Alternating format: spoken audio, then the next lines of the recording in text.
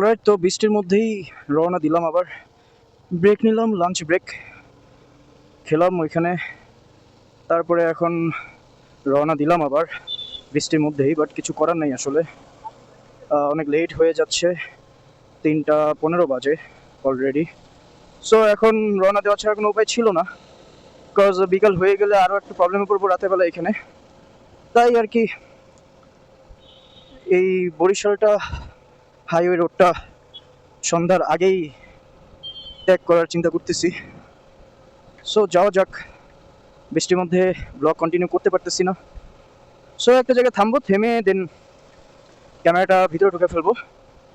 ক্যামেরাটা বের করবো না, আবার বৃষ্টি থামলে আবার ক্যামেরা ইন করবো। সো একটা জায়গায় থামি, একটু এই জায়গাটায় থামি।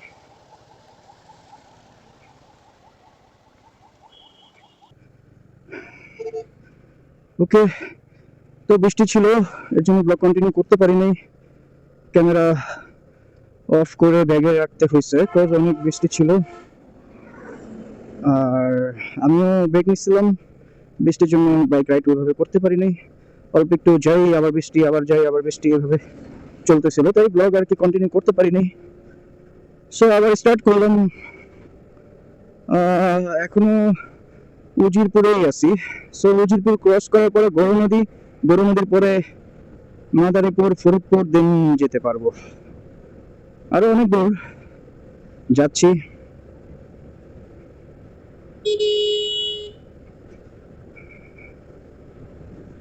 ও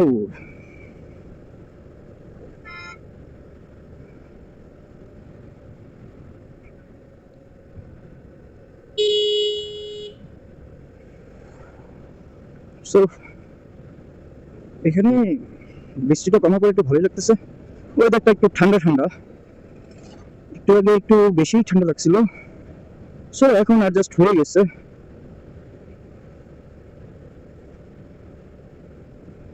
এদিকে রাস্তাটা ভালোই, সামনে একটা রোড আছে, যেটা আসার সময় দেখলাম যে ওই রোডটা একটু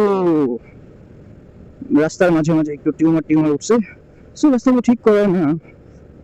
এখন যাচ্ছি, উজিরপুরে আছি। উজিরপুর ক্রস করলে বুঝতে পারবো আরো কতক্ষণ লাগবে। অলরেডি 4:30 বাজে, 4:23। সো আমার মনে হয় যে রাত হয়ে যাবে আজকে ঢাকায় ঢুকতে ঢুকতে। প্লাস বাইকিং পার হয়নি, দ্যাটস ওয়াই আমি 5,000 আরপিএম রাখতেছি। এখন দেখা যাক এভাবে কতক্ষণ লাগে। যে বৃষ্টি, একবার মন চাচ্ছিল যে আবার ব্যাক করি, বাট চিন্তা করলাম যে এতদূর আসলাম আবার ব্যাক করবো, এই টাইমটা ওয়েস্ট হবে। সো আসছি যখন চলেই আসি। বাট বৃষ্টি এমন একটা পর্যায়ে এসে দাঁড়ালো যে বৃষ্টি আর থামতেছিল না, নন স্টপ বৃষ্টি পড়তেছিল। সো তখন খুবই মুড অফ হয়ে গেল যে এত বৃষ্টি কিভাবে কি করব। অলরেডি আমরা এখন ভিজেই গেছি, বাট ক্যামেরাকে ভিজতে দেয়নি, যদিও ওয়াটার প্রুফ থিং, বাট তারপরেও রিস্ক নেই, বিকজ ওয়াটার প্রুফের একটা কেস পাওয়া যায়।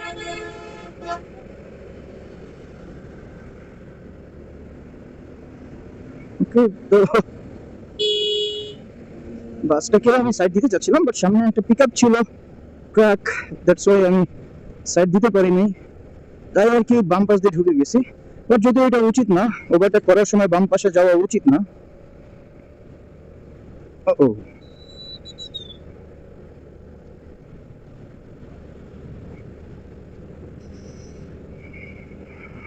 আরো কতক্ষণ লাগবে? আরো প্রায় 1500 কিলো আপ হবে মেবি।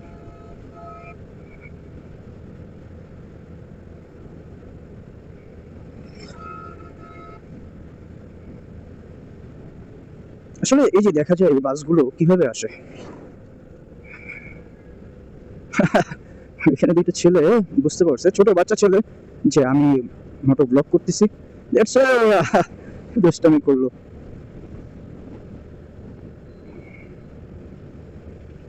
ধরো আমি যতটুকু শুনলাম যে রয়্যাল এনফিল্ড যখন মানুষ ঢাকার বাইরে চালায় এই হাইওয়েতে, তখন নাকি খুব ভালো লাগে আমাদের কাছে, যেটা ঢাকা সিটির মধ্যে ওরা পায় না। অন্যরকম নাকি একটা ফিল আসে। আসলে রয়্যাল এনফিল্ড খুবই ভালো গাড়ি, বাট একটু কস্ট বেশি।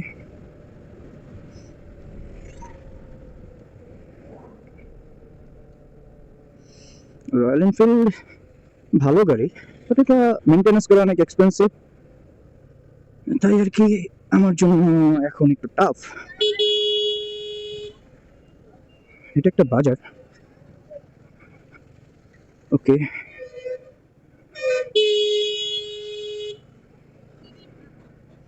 এটা কোথায় আসছি? এখন বরিশালেই আছি।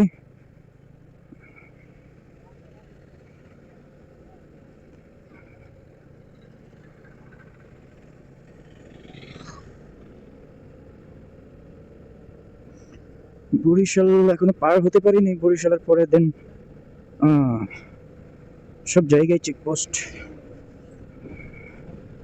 আসলে এখন একটু tough situation, that's why police প্রশাসন একটু চেক আপের মধ্যে রাখছে, আসলে একটু টাফ এখন। ও ও ও ও ও, রাস্তার মাঝে মাঝে এরকম ভাঙা, এগুলো কিভাবে ফেস করব? ওকে একটু সাইড দিই, ও চলে যাক। ও এই ভাঙাগুলো না অনেক ব্যাড বাস হয়। ও এগুলো আসলে অনেক প্রবলেমেটিক, চাকা বেশি চিকন হলে ভাঙা এই উঁচা নিচা জায়গাতে স্লিপ করে, ব্যালেন্স রাখা যায় না। আমার এই গাড়িতেও, আমার এই বাইকেও ব্যালেন্স করাটা একটু টাফ।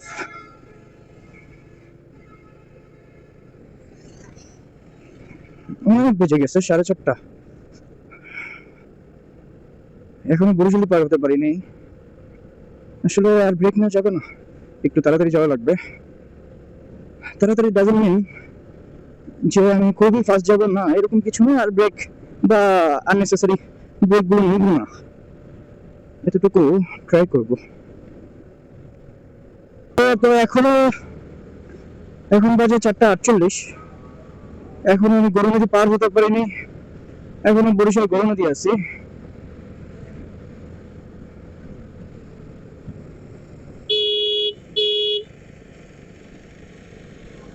ওখানে দেখলাম যে স্পিড গান দিয়ে চেক করে যে কত স্পিডে মানুষ যায়, দেন থামিয়ে চেক করে। চেকপোস্ট এগুলো ভালো আসলে, এগুলোর জন্য অনেকেই সচেতন হয় উল্টা পাল্টা কিছু না করার জন্য। আগে এই রোডগুলোতে দেখা যেত না, শুনতাম না, এখন দেখি এগুলো যে এই রোডগুলোতে এরকম স্পিড গান দিয়ে চেক করে। সো এগুলো আসলে ভালো, প্রশংসনীয়, এগুলোর পাশে আছি ইনশাল্লাহ। আসলে এটা স্পিড লিমিট যেখানে থাকে 80, 90, 90 হয় না, 80 হয় সর্বোচ্চ। সো এখানে 90, 105, 110 যে যেভাবে পারে উঠায়, আসলে এগুলো উচিত না। আচ্ছা, মাদারীপুর ঢাকা আরো 115 কিলো, ওকে। মাদারীপুর 20, ফরিদপুর 78, ফরিদপুর এত বড়, ওকে। আরেকটা কথা আমি সবার উদ্দেশ্যে বলতে চাই, সেটা হলো যারা মাওয়া রোডে, যে এরা মানে লেখা থাকে সাইনবোর্ডে যে মাওয়া রোডে মানে এক্সপ্রেস ওয়ে যেটা। আচ্ছা, আমরা মাদারীপুরে মেবি ঢুকে পড়ছি, হ্যাঁ মাদারীপুর ঢুকে পড়ছি, ওকে। মাদারীপুর ঢুকলাম, এখন বরিশাল তার মানে ক্রস করে ফেলছি, শেষ ফিনিশ বরিশাল, এখন মাদারীপুরে ঢুকে পড়লাম।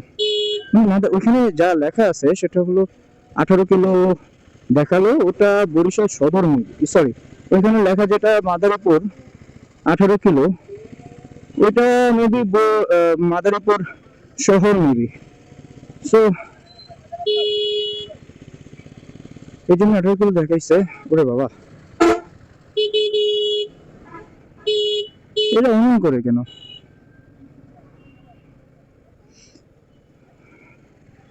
সরি, আসলে একটা কথার মাঝখানে, যেখানে এক্সপ্রেস ওয়েতে যেখানে লেখা থাকে যে স্পিড 80 স্পিড, বাট ওইখানে ম্যাক্সিমাম মানুষ কি করে, ওরা ভাবে যে এখানে 80-র উপরে উঠাতে হবে।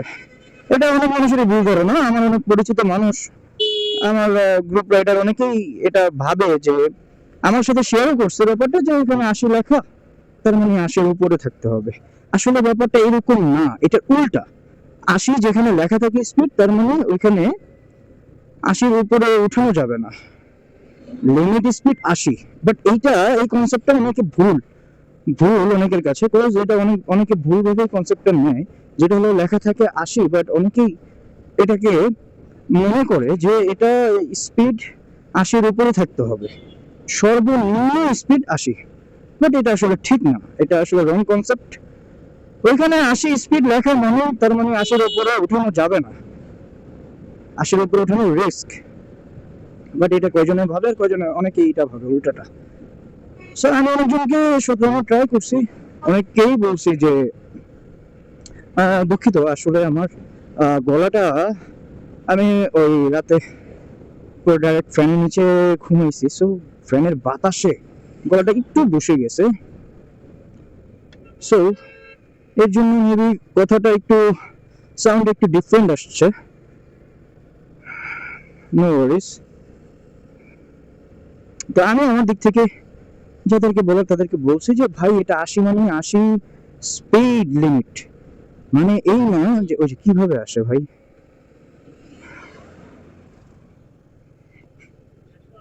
আমি আসার সময় একটা একটা পুলের উপরে এটার আশেপাশে থেমেছিলাম, ওইটা খুঁজতেছি, ওইখানে একটু ব্রেক নেওয়া যাবে যদি এটা চোখে পড়ে। একজনের হেলমেট নাই আর একজনের হেলমেট পরে আছে,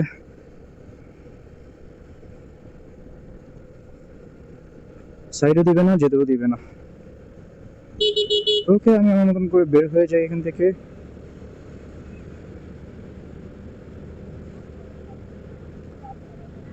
বেসিক্যালি আসলে এই হাইওয়েতে এরকমই, এরা কাউকে সাইড দিতেও চায় না, এরা এদের মতন যায় অ্যাকচুয়ালি।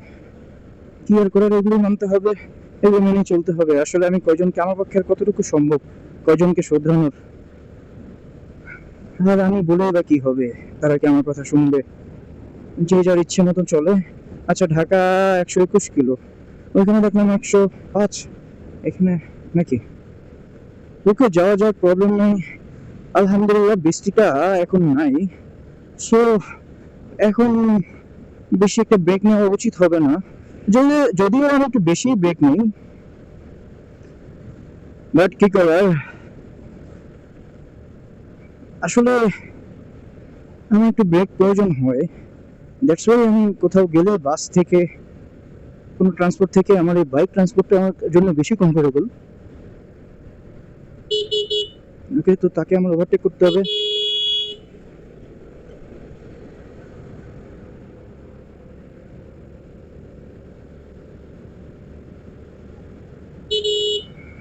এই আঙ্কেল এভাবে আসতেছে কেন?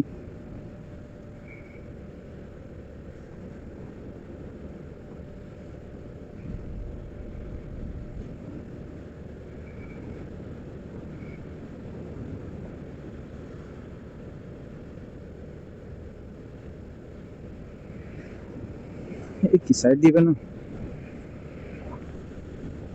তো এখন আছি মাদারীপুর। মাদারীপুর শহরে এখনো যাইনি, মাদারীপুর ঢুকে পড়ছি, বরিশাল ক্রস করে ফেলছি আলহামদুলিল্লাহ। আর বেশিক্ষণ মনে হয় না লাগবে। ওকে, সামনে দেখতে পারলাম না ঠিক ভালোভাবে। ও বাবা রে বাবা, এত উঁচা স্পিড ব্রেকার, এটাও একটা বাজার।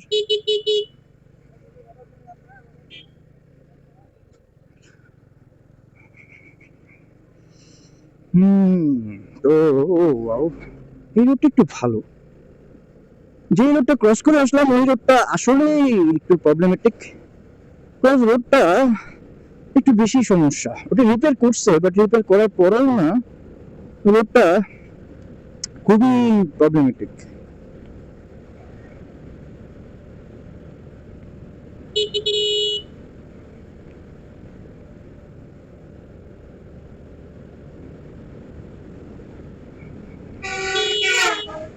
ওরে বাবা, তো ক্লোজলি হর্ন।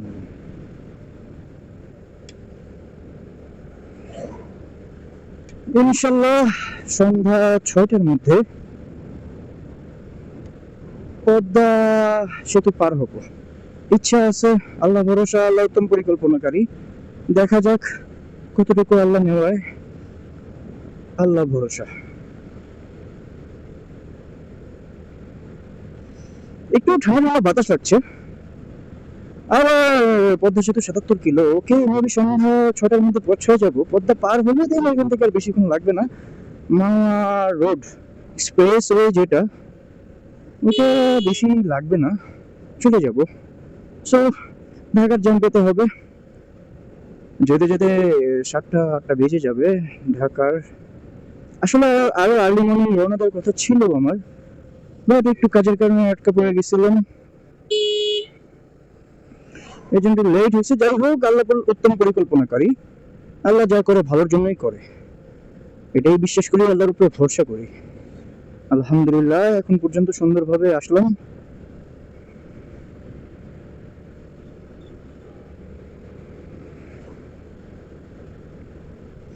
তারপরে যে রোডটা ক্রস করলাম, রোড থেকে এই রোডটা ভালো, মাচ বেটার। এখানে ওই বেড বাসটা পেতে হচ্ছে না। ওখানে আসলে জায়গা জায়গা ভাঙা ছিল, ওগুলো রিপেয়ার করছে, বাট রিপেয়ার করার পরেও এখান দিয়ে সমান হয়নি।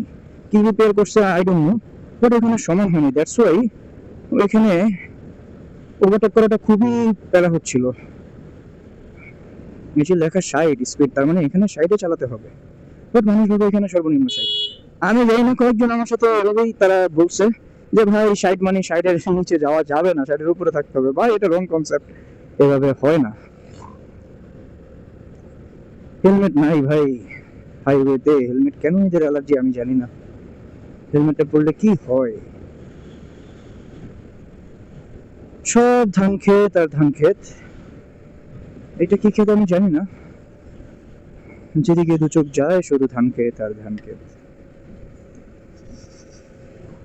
ও বরিশাল, ছেড়ে যাচ্ছি তোমাকে, কষ্ট হচ্ছে হোক, আমরা অনেক কিছু ছেড়ে আসা লোক। আহ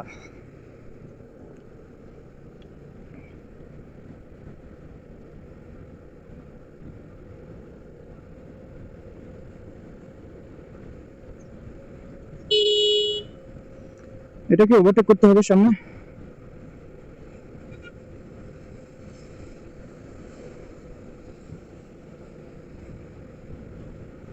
ডান সাইড দিয়ে ওভারটেক করতে হবে, বুঝে নেই আগে সামনে গাড়ি আছে কিনা, দেখা যাক। ও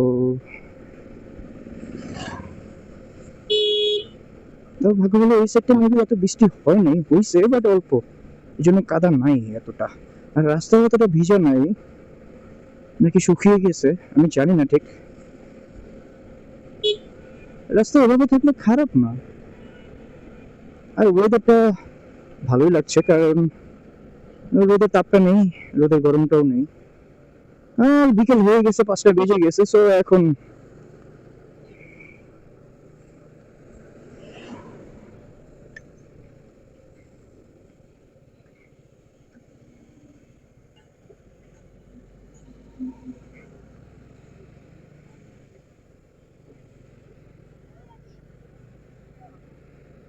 এখানে একটা অ্যাক্সিডেন্ট হয়েছে, দ্যাটস ওয়াই এখানে পুলিশ, মেবি অ্যাক্সিডেন্ট হয়েছে। যাই হোক, আল্লাহ ভরসা, সবাই সাবধানে রাইড করবেন, সাবধানে ড্রাইভ করবেন। আসলে জীবনের থেকে, আসলে সময়ের থেকে জীবনের মূল্য অনেক বেশি। একটু তাড়াতাড়ি গেলে খুব বেশি লাভ হয়ে যাবে না, আর একটু লেট করে গেলে খুব বেশি লাভ হয়ে যাবে না। সো তাড়াহুড়ো না করি, সুন্দরভাবে রাইড করি আর ড্রাইভ করি। আসলে জীবনটা অনেক সুন্দর, আপনি চাইলে এই জীবনটা খুব সুন্দরভাবে বোঝাতে পারেন।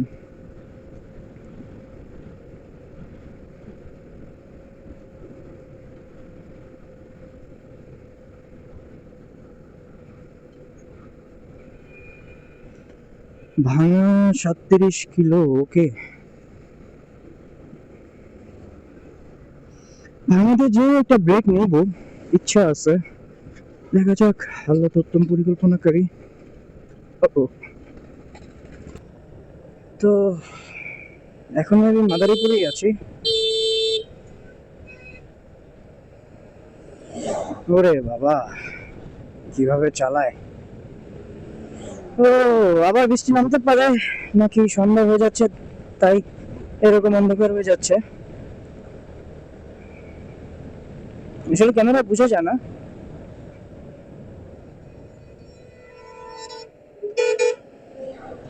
কি একটা অবস্থা! আসলে এদেরকে কিছু বলার নাই। আল্লাহ এদেরকে হেদায়েত দেখ। এদেরকে আসলে কিছু বলার নাই। যাক, আলহামদুলিল্লাহ, আল্লাহর রহমতে ঠিক আছি। কিভাবে চাপায় দিল!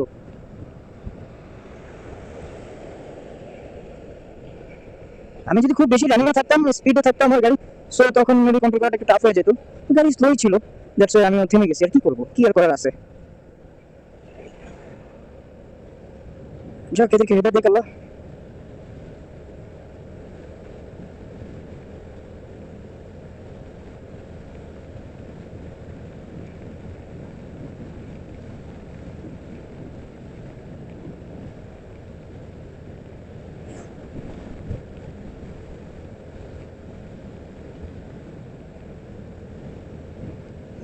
আমি টার্গেট সন্ধ্যা হওয়ার আগে আগে ভাঙার হাইওয়েতে উঠতে হবে। সো এটি টার্গেট, তারপরে পদ্মা সেতু। বাট এইসব রোডে আমি সন্ধ্যা করে থাকতে চাচ্ছি না অন্ধকারে। যেভাবে ওরা চাপাচ্ছে সেভাবে খুব রিস্ক হয়ে যাবে। তাই চাই আর কি সন্ধ্যার মধ্যেই যেন ভাঙাতে উঠতে পারি। এর জন্য ব্রেক নিচ্ছি না। সো ভাঙাতে যে একবারে ব্রেক নিব।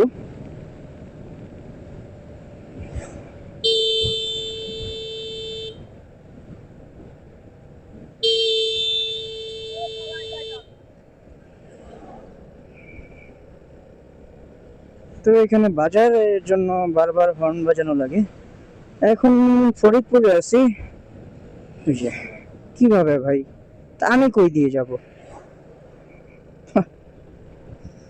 আল্লাহ, আল্লাহ এদেরকে হেদায়েত দেখ। মানে এরা আসলে নিজেদের জানের মায়া করে না, আরেকজনের জানের মায়া করে না। এরা মনে করে চলতে পারলেই, রাস্তায় চলতে পারলেই বাঁচি।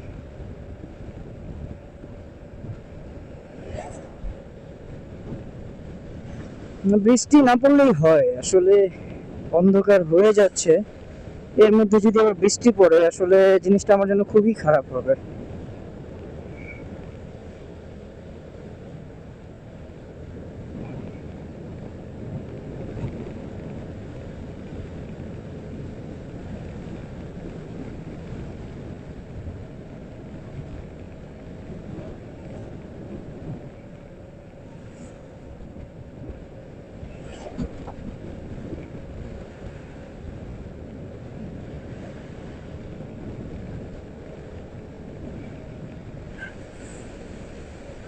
কি সুন্দর ধান ক্ষেত! ধান ক্ষেত গুলো দেখতে ভালোই লাগে।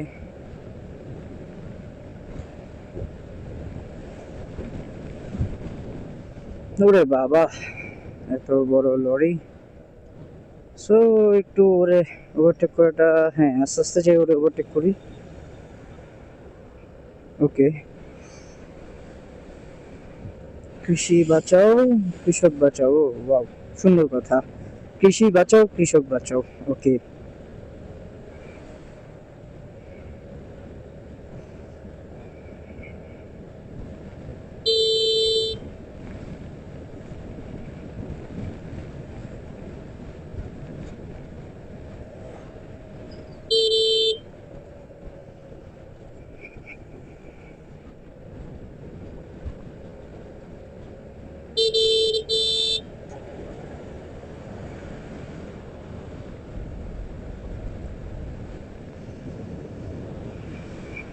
আসলে এই কথাটা সুন্দর, কৃষি বাঁচাও, কৃষক বাঁচাও। একটু ঠান্ডা ঠান্ডা বাতাস লাগতেছে। বৃষ্টি যদি আবার পড়ে, খুবই খারাপ অবস্থা হবে। আসলে বুঝতেছি না কি করব। আর আমার ইন্টেনশন হচ্ছে সন্ধ্যা হওয়ার আগে আসলে আমি ভাঙার হাইওয়েতে উঠবো। এই কুকুরগুলো রাস্তার মাঝখানে অনেক ডিস্টার্ব করে ভাই। ওকে, তো ভাঙা চলে আসলাম। এখন ভাঙার পরে পদ্মা সেতু। যাক, আমার টার্গেট ছিল যে 6টা বাজে ভাঙা যেন থাকি, বিকজ ওই রোডটা আমার কাছে খুব রিস্ক মনে হচ্ছিল। এর জন্য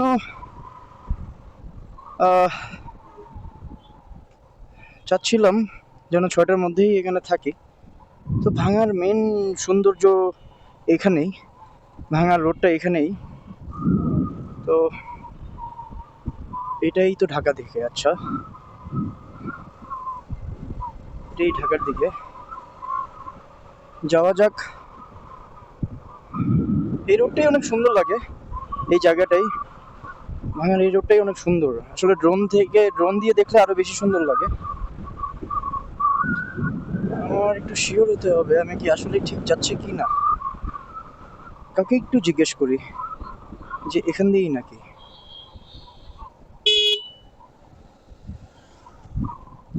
ভাই, ঢাকার রাস্তা কি এখান দিয়ে? ঢাকা এটা না, এটা হলো খুলনা রাস্তা। আপনার এই যে এটা ঘুরে এই সাইডটা যাইয়া ওই যে ঢাকা যাবে। হ্যাঁ, ওই সামনের রাস্তাতে ইউটার্ন নেন, ওই সামনে থেকে সামনে হ্যাঁ এটা তো এটা দিয়ে রং হয়ে যাবে।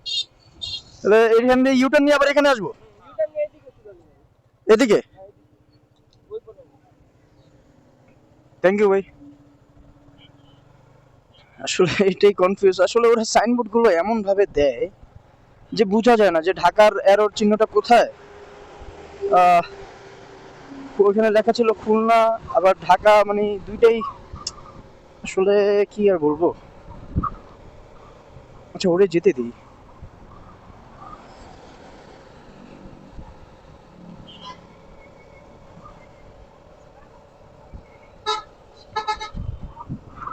এদিকে খুলনার রাস্তা। আচ্ছা, ইউটার্ন নেই, নিয়ে এখান দিয়ে যাই। আচ্ছা, এখানে একটু দাঁড়াই। ঢাকা তো সোজা, রাইট? ঢাকা বরিশাল, ওকে।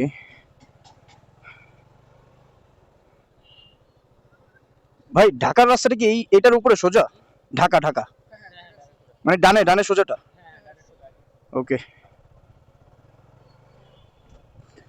ওকে, ঠিক আছে, ডানের রোডেই যাই।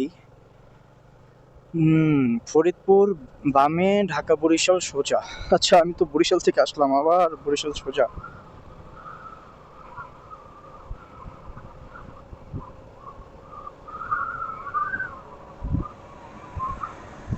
ঢাকাও সোজা, বরিশালও সোজা। আসলে অ্যারো চিহ্ন ওইটা আমি একটু কনফিউজ হয়ে যাই। ওই অ্যারো চিহ্নটা যেভাবে গেছে বুঝি নাই আসলে। ঢাকা সোজা। আচ্ছা, বরিশাল গেলে বামে। ওকে, না আমি সোজা যাব। বরিশাল বামে, হ্যাঁ হ্যাঁ, এবার মনে পড়ছে, যখন আমি বরিশাল যাই তখন বাম দিয়ে গেছি, রাইট। সো এখন আমি সোজা যাব। ওকে, তো ঢাকার আসল রোডে ঢুকে পড়লাম। ওই ছেলেগুলোকে ভাগ্য ভালো জিজ্ঞেস করলাম, না হলে তো উল্টাই কোন দিকে যেতাম, আরো লেট হতো।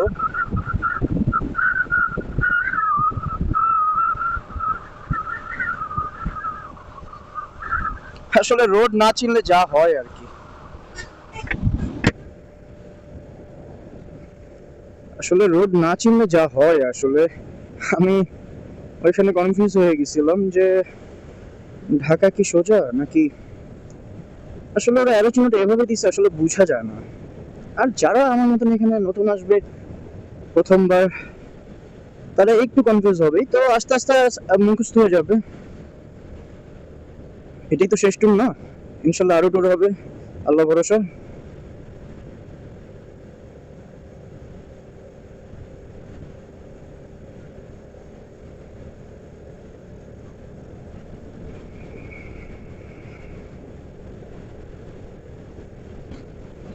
একটা ছোট্ট ব্রেক নিয়েছিলাম,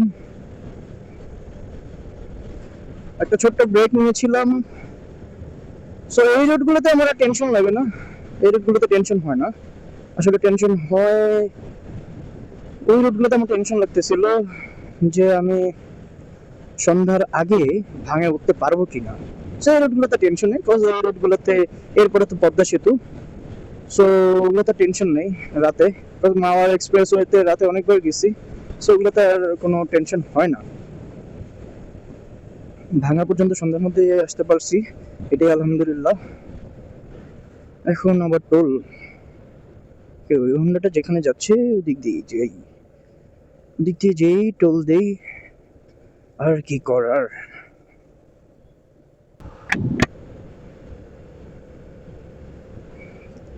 তো ভাঙার রোডটা ক্রস করলাম, ভাঙার যে ওই প্রজাপতির মতন যে রোডটা, ওইটা ক্রস করলাম। ওই রোডটা আমার আসলে অনেক ভালো লাগে। যখন ফার্স্ট হয় রোডটা, তখন আমি ইউটিউবে ড্রোনের ভিডিও দেখছিলাম। সো তখন অনেক ইচ্ছা ছিল যে কবে আমি যাব ভাঙা রোডে, তো সময় সাপেক্ষে সময় সুযোগ হয়ে ওঠে নাই। দ্যাটস ওয়াই আমার আবার আসার জন্য মন টানতেছিল। তো আশা হলো, আল্লাহ আনাইলো, আলহামদুলিল্লাহ। আল্লাহ উত্তম পরিকল্পনাকারী, আল্লাহ ভরসা। এই পর্যন্ত তো ভালোভাবেই আসলাম।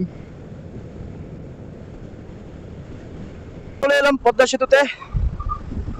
আসলে পদ্মা সেতুতে আসলে মনে হয় যে এতটাই কাছে চলে আসছি, পদ্মা সেতুতে আসলে এতটাই কাছে চলে আসছি মনে হয় যে বাসায় চলে আসলাম। আসলে মানে মাওয়া এতবার আওয়া হয়েছে, মাওয়াতে এতবার আসছি ফ্রেন্ড সার্কেল নিয়ে অথবা নিজে একা, অনেকবার আসা হয়েছে।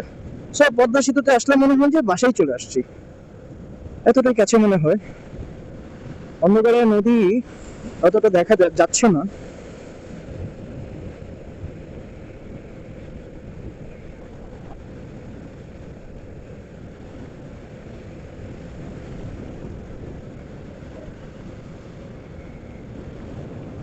সো পদ্মা সেতু থেকে রাতের ভিউটা আসলে অনেক সুন্দর, অনেক ভালো লাগছে।